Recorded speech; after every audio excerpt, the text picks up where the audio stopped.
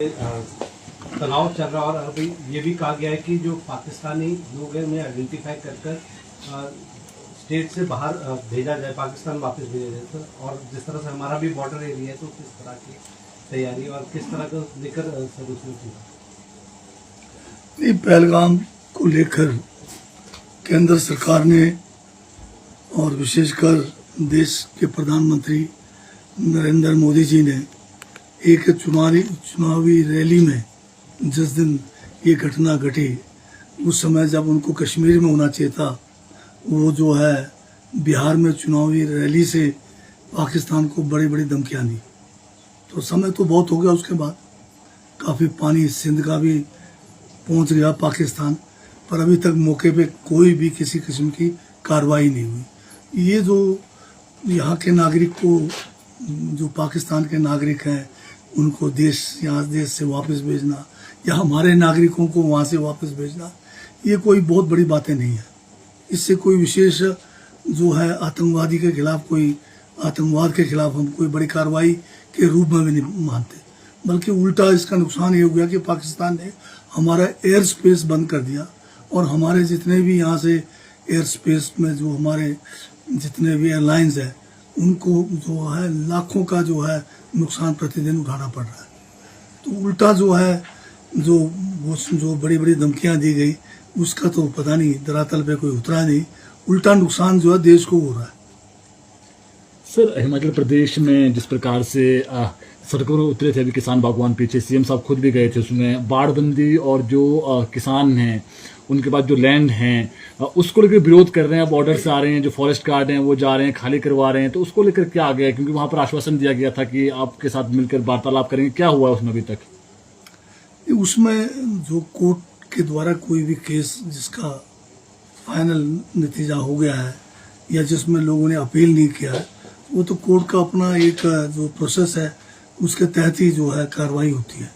परंतु सबसे बड़ी बात हम बार बार कह रहे हैं कि जो हमारा वन अधिकार अधिनियम है, फॉरेस्ट राइट्स एक्ट है, पात्र व्यक्तियों को, पात्र लोगों को उसमें तुरंत जो है अपने जो है दावे प्रस्तुत करने चाहिए और इस कानून का भरपूर उनको फायदा उठाना चाहिए।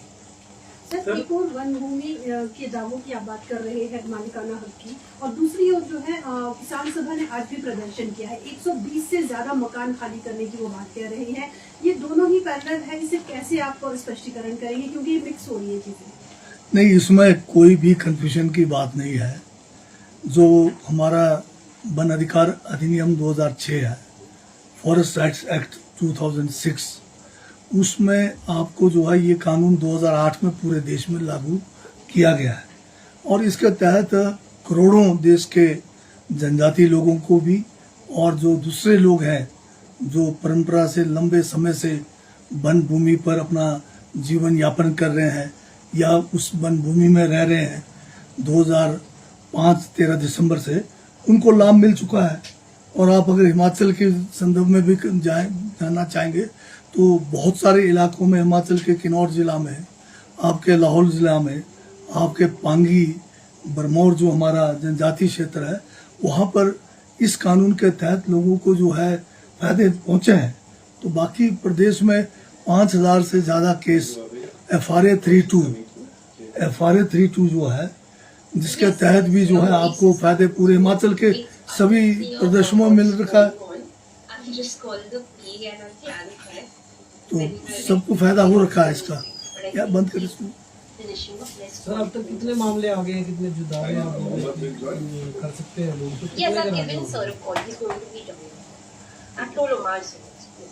अभी जहाँ तक दावों की बात है, ये एक निरंतर प्रक्रिया है। अभी बहुत सारे मामले जो है FRC कमेटियों के पास है, बहुत सारे जो है मामले आपके जो है पंचायतों के पास है, और इसी तरह से सब डिवीजन लेवल की जो कमेटीज़ हैं या हमारे डिस्ट्रिक्ट लेवल की कमेटीज़ हैं, उनके पास भी मामले लंबित पड़े हैं।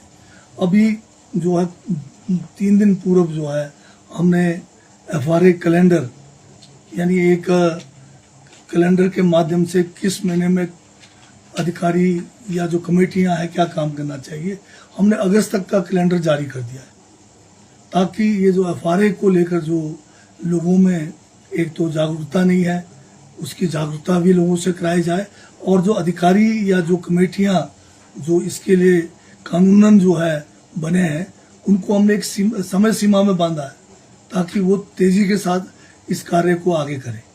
सर, एक तरफ देश के प्रधानमंत्री जो कह रहे हैं कि जो देश की सुरक्षा है वो सुरक्षित हाथों में है, और दूसरी तरफ इस तरह की घटना हो जाती है। अब खाली कहने से तो सुरक्षित हाथ में नहीं रहेगा ना, तो फिर अगर सुरक्षित हाथ में था तो ये पहलगाम का इतना बड़ा जो है कांड कैसे हो गया? इससे पहले जो है आपका पुलवामा का हुआ, तो हर जगह पे अब कुछ न कुछ बड़े बड़े जो है आतंकी कांड होते जा रहे हैं, परंतु फिर भी आप कह रहे हैं कि हम सुरक्षित हैं। कैसे सुरक्षित हैं? देश की सीमाएं जो है सुरक्षित नहीं है, देश के लोग सुरक्षित नहीं है, तो ये सिर्फ कहने से नहीं काम चलेगा। आज पूरा दुनिया जानता है कि हिंदुस्तान में ना तो सीमाएं सुरक्षित है, ना तो यहाँ के लोग सुरक्षित है।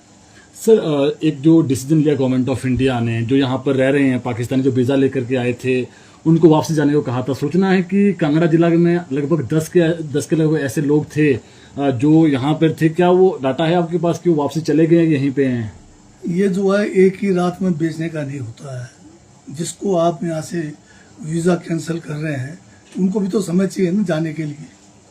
कोई किसी जगह पे होगा, कोई किसी अपने जो रिश्तेदारों के पास होगा, तो निकलेंगे वो। पर क्या आपको लगता है कि खाली इन 10 आदमी को भेजने से आपका आतंकवाद खत्म हो जाएगा? पाकिस्तान के ऊपर आपने बहुत बड़ा कहर कर दिया क्या? सर, बॉर्डर एरिया पे जिस तरह की स्थिति है तो अलर्ट भी जारी किया गया है क्या? नहीं, अलर्ट तो ठीक है कि हमारे भी बहुत सारे इलाके हैं जो जम्मू कश्मीर के साथ भी लगते हैं, तो अलर्ट रहने की ज़रूरत है कि कोई भी किसी किस्म की कोई घटना ना घटे। उसके लिए प्रदेश सरकार भी जो है चिंतित है, और ज़रूरी जो भी निर्देश है हमारे चाहे पुलिस को है, उनको जो है दिया गया है। सर, एक प्रदेश सरकार ने राजस्व अदालतें शुरू की थी पिछले साल में, तो इस बार उसका क्या शेड्यूल है सर? वो तो हर महीने के जो है 28 और 29 दिन आखिरी 2 दिन रखे हैं, तो उसमें वो काम निरंतर चला हुआ है, कोई उसमें रोक नहीं लगाया हुआ है, और समय समय पे हम उसकी रिपोर्ट्स भी मंगाते रहते हैं कि कितने काम पेंडिंग है, कितने काम अभी चल रहे हैं, तो ये निरंतर चलेगा। सर, आपके बार बार बयान आते हैं कि चाइना जो है वो अंदर आ रहा है, आप खुद जनजातीय क्षेत्र से आते हैं, फिर आपने बीच में एक मुहिम छेड़ी कि कुछ ज़मीन जो है वो दी जाए, उसको लेकर के राज्यपाल तक मैटर गया है कुछ। क्या अभी कहाँ पे फंसा है सर पूरा पैच, थोड़ा बताएं उसके बारे में। एक जनजातीय क्षेत्रों के लिए जो गवर्नर महोदय हैं वो हमारे संरक्षक हैं।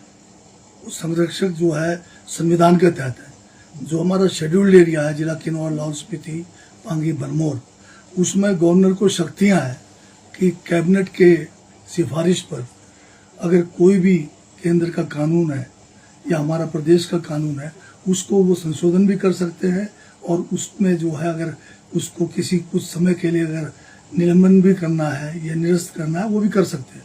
तो ये बहुत बड़ी शक्ति संविधान ने गवर्नर को जो है शेड्यूल्ड एरियाज के लिए दिया है। तो हमने भी एक प्रस्ताव 2 साल के करीब हो गए, बल्कि थोड़ा ज़्यादा हो रहा है, कि एफसीए को जो है सस्पेंड करने के लिए हमने गवर्नर से रिकमेंड किया, परंतु 2 साल से ऊपर का समय हो गया, परंतु अभी तक एफसीए सस्पेंड नहीं हुआ। मैं खुद 6 बार माननीय गवर्नर महोदय से मिला हूँ, इस बार अभी हफ्ता कुछ दिन पहले मिला था, तो अभी कुछ उम्मीद है कि शायद गवर्नर साहब जल्दी इसके ऊपर फैसला करेंगे। इसका मकसद ये था कि एफसीए को सस्पेंड करने से, एफसीए कानून 1980 का है, जिसमें प्रदेश के चाहे हमारे वेस्ट लैंड भी है वो फॉरेस्ट लैंड है, और किसी भी तरह का कोई भी फॉरेस्ट लैंड पे यहाँ तो ज़मीन देने की बात है, अगर कोई डेवलपमेंट का काम भी करना है, एफसीए के रहते हुए आपको जो है केंद्र सरकार से परमिशन लेनी पड़ती है। तो अगर जनजातीय क्षेत्रों में पहले भी एफसीए को सस्पेंड किया गया था नो तोड़ देने के लिए, तो ये किया जा सकता है। और जो हमारे वीरान इलाके हैं, जो हमारे बॉर्डर के साथ लगते हुए गांव हैं, जहां लोगों के पास लैंड होल्डिंग्स बहुत कम है, उनको हम नौतोड़ में भूमि देकर उनको वहां पर बसा सकते हैं। उनका जो है रोजगार के रूप में उनको बागवानी में उनको या जो है खेती में उनको डाल सकते हैं, ताकि वहां से पलायन रुक सकता है। तो मेरा तो बार बार गवर्नर महोदय से आग्रह रहा है कि इसको शीघ्र फैसला करें, और जनजातीय क्षेत्रों में लोग जो लंबे समय से नौतोड़ में भूमि के प्राप्त करने के लिए उम्मीद लगाए बैठे हैं, संवैधानिक जो हमारा अधिकार है उसका फैसला लेना चाहिए।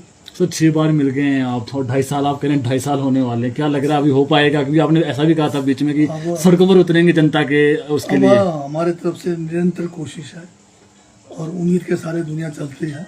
हमने भी उम्मीद अभी जो है हिम्मत नहीं आ रहा है, देखते मामले हैं कितने आगे। होंगे सर लंबित? मामले लंबित का नहीं है, लंबित तो 20,000 से ऊपर केस हो सकते हैं, परंतु अगर जब एफसीए को सस्पेंड करेंगे, जो भी पात्र व्यक्ति है वो जो है हजारों में होंगे, जो लोग और जो है इन सीमाओं पर, इन इलाकों में जो भूमि प्राप्त करना चाहते हैं उस नोतोड़ नियम के तहत, तो बहुत मतलब हजारों की तादाद में लोग होंगे। सर एक आंकड़ा आपने और जैसा जो पिछली गवर्नमेंट थी उसमें काफी कम हुए थे, उसमें भी आपने नौतोड़ का आंकड़ा दिया था। पिछले गवर्नमेंट के समय ये रहा कि इनको 18 में ये सस्पेंड था, पर जयराम जी की सरकार ने पूरे जनजातीय क्षेत्र में एक व्यक्ति को सिर्फ उसका फायदा दिलाया, बाकी सारे केस ठंडे बस्ते में डाले। उसका जवाब जयराम जी से पूछना पड़ेगा क्यों नहीं किया। फिर हमने हड़तालें की थी, उस समय आंदोलन किया, जयराम जी को मजबूर होकर, जयराम की सरकार उस समय थी और उसमें के गवर्नर ने 1 साल 20 में फिर एफसीए को सस्पेंड किया। फिर जयराम जी ने जो है उस समय सारे नौतोड़ के जो मामले थे उसको फिर ठंडे बस्ते में रखा। एफसीए सस्पेंड होने के बावजूद हमें नौतोड़ का फायदा भाजपा के राज में नहीं मिला।